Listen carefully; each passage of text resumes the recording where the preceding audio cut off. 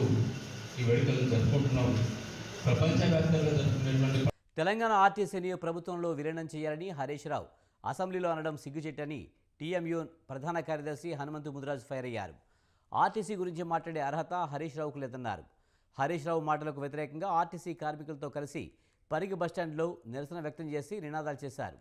10 ఏళ్లలో ఆర్టీసీ ఆస్తులను అమ్మేందుకు కేసీఆర్ సర్కార్ యత్నించిందని హనుమంతు ముదిరాజ్ విమర్శించారు.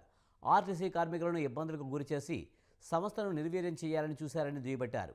ఆర్టీసీ కార్మికుల సమస్యలు పరిష్కరించి సంస్థ బలోపేతానికి కృషి చేసేందుకు సీఎం రేవంత్ రెడ్డి సిద్ధంగా ఉన్నారని హనుమంతు ముదిరాజ్ అన్నారు. ఏదైతే నిన్న అసెంబ్లీలో హరీష్ రావు గారు మాట్లాడుతూ కాంగ్రెస్ పైన నెట్టే ప్రయత్నం చేసిండు.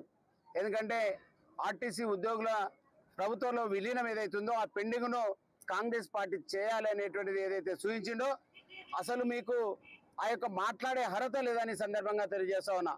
ఒక 9.5 సంవత్సరాల నుంచి అధికారంలో ఉండి ఆర్టీసీ ఉద్యోగులకు అదేవిధంగా ఆర్టీసీకి ఒక్క పైసా కూడా చేయలేదు. నయా పైసా న్యాయం చేయని మీరు ఈరోజు ఆ విధంగా మాట్లాడడానికి సిగ్గుందా అని ఈ యొక్క హరీష్ రావుని అడుగుతా ఉన్నాం.